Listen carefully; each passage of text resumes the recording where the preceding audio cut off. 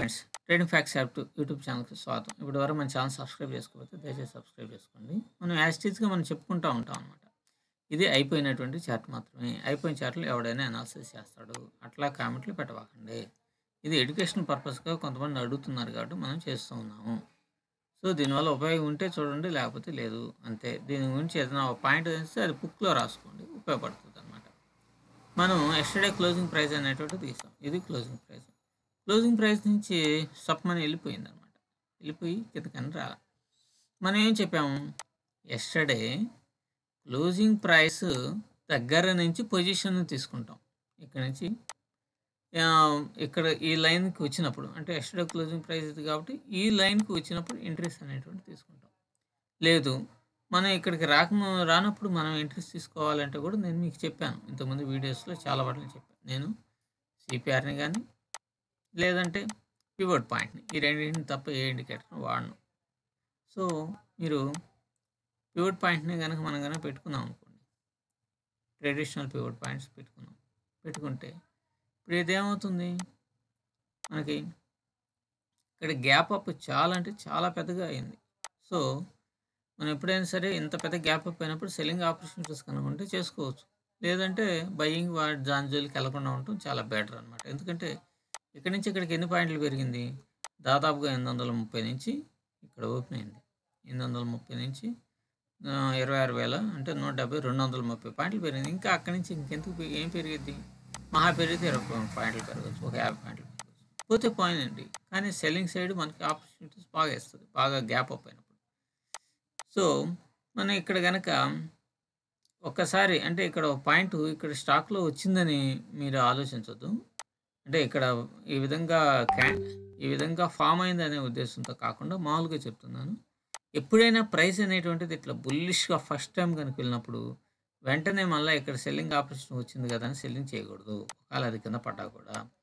ఎందుకంటే ఇట్లా మంచి మూవ్‌మెంట్ అనేటువంటిది వచ్చినప్పుడు ప్రీవియస్‌గా ఉన్నటువంటి కొంత పొజిషన్స్‌ని స్క్వేర్ ఆఫ్ చేసేటువంటి అవకాశం ఉంటుంది. లేకపోతే ఇప్పుడు తీసుకున్నటువంటి పొజిషన్ స్క్వేర్ ఆఫ్ చేసి ప్రైస్ అనేటువంటిది రిట్రేస్ అవ్వడానికి అవకాశం ఉంటుంది.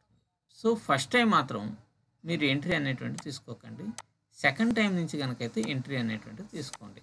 సో, బయింగ్ గ్యాప్ అప్, బాగా గ్యాప్ అప్ అయిందనుకోండి, 200 పాయింట్లు అట్లా గ్యాప్ అప్ అయితే బయింగ్ వద్దు. 200 పాయింట్లు గ్యాప్ డౌన్ అనుకోండి, సెల్లింగ్ అనేటువంటిది వద్దు. అంటే సెల్లింగ్ అంటే పుట్ కాల్స్ అనేటువంటివి వద్దు అనమాట. ఎప్పుడైనా సరే దాని ఆపోజిట్ డైరెక్షన్‌లో ప్లాన్ చేసుకుంటేనే బెస్ట్. సో, ఇక్కడ వెళ్ళింది, కిందకొచ్చిందాం. ఇక్కడ వెళ్ళింది, కిందకొచ్చింది. ఇప్పుడు మీరేం చేస్తారు? ఇక్కడ మీరు ఎంట్రీ ఉంటుంది. 1:2 రేషియోలో ఇచ్చేసింది. ఏదైనా సరే 1:2 రేషియోలోనే. ఇక్కడ నుంచి గ్రీన్ పడింది కదా, ఇట్లా వెళ్దామని అనుకోవద్దు. మరలా ఇక్కడ చూడండి, ఇక్కడ ఎంట్రీ దొరికింది, ఇక్కడ స్టాప్ లాస్ పెడతారు. సో, ఇక్కడ ఎంట్రీ నుంచి మళ్ళీ వెళ్ళి బాగా పడిపోయింది. మీరు ప్రతి దాని దగ్గర పివట్‌కి ఉన్నటువంటి ప్రతి దాని దగ్గర మీరు ఎంట్రీ అనేటువంటిది 1:2 ప్లాన్ చేసుకోవచ్చు. ఇది ఇక్కడ పెద్ద బేరిష్ క్యాండిల్ పడిందా, దీనిపైన స్టాప్ లాస్, దీని కింద ఇది ఏమన్నా ఎంట్రీ పాయింట్. సో, ఇట్లా సింపుల్‌గా కొంచెం మనీ అనేటువంటిది పెద్ద ప్రాబ్లంగా లేదు. ఇక్కడ నుంచి చూడండి, ఇది 1:2 రేషియోలో వచ్చింది. ఆ తర్వాత ఇక్కడ ఆపర్చునిటీ వచ్చింది. ఇది వెళ్ళి స్టాప్ లాస్ కొట్టినట్టు కాదు. ఇక్కడ మనం ఎంట్రీ తీసుకున్నాం. ఇక్కడ చూడండి, ఇక్కడ మనం ఎంట్రీ తీసుకున్నాం. ఇక్కడ ఎస్ఎల్ 1:2 రేషియో అంటే ఎంత? ఆల్మోస్ట్ ఆల్‌గా మీరు చూడండి, దీని సైజ్ ఎంత ఉంది? ఆల్మోస్ట్ ఆల్‌గా 30 పాయింట్లు ఉన్నాయి. 30 రోజులు 60 పాయింట్లు దించండి. 60 పాయింట్లు అంటే 25,980 ఎంతో వస్తుంది. సో, ఇక్కడ దాకా వస్తుంది. సో, ఇక్కడ నుంచి మనకి ఇక్కడ ఎంటర్ అయ్యాం కాబట్టి ఇక్కడ నుంచి టార్గెట్ అనేటువంటిది రీచ్ అయింది. సో, ఈ విధంగా సింపుల్‌గా మనం గనక ప్లానింగ్ గనక చేసుకుంటే మనం ట్రేడింగ్‌లో ఇంప్లిమెంట్ కావడానికి అవకాశం ఉంటుంది. సో, ఇప్పుడు మీరు ఏం తెలుసుకున్నారు?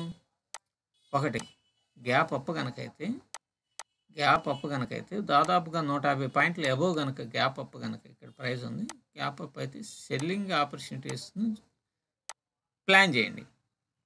బాగా ఇక్కడ ఉన్న ప్రైస్ ఒక 200 పాయింట్లు పడిందనుకోండి, అప్పుడు అక్కడి నుంచి సెల్ చేయడానికి ప్రయత్నం చేయొద్దు. ఎప్పుడో ఒకసారి మాత్రమే బాగా పోతుంది, మళ్ళీ రీట్రేస్ అవుతుంది, కన్సాలిడేషన్ ఆ మోడ్‌లోనే ఉంటుంది. కాబట్టి బయింగ్ ప్లాన్ చేసుకోండి. అంటే బయింగ్ ప్లాన్ అంటే కాల్స్‌ని బై చేయండి. ఇక్కడ సెల్లింగ్ ప్లాన్ అంటే పుట్స్‌ని బై చేయండి. ఇట్లా గనక మనం గనక ట్రేడ్ అనేటువంటిది ఈజీగా గనక చేసుకుంటే సింప్లిఫైడ్‌గా సక్సెస్ కావడానికి స్టాక్ మార్కెట్‌లో అవకాశం ఉంటుంది. సో, ఈ వీడియో మీకు నచ్చిందనుకుంటున్నాను. Thank you.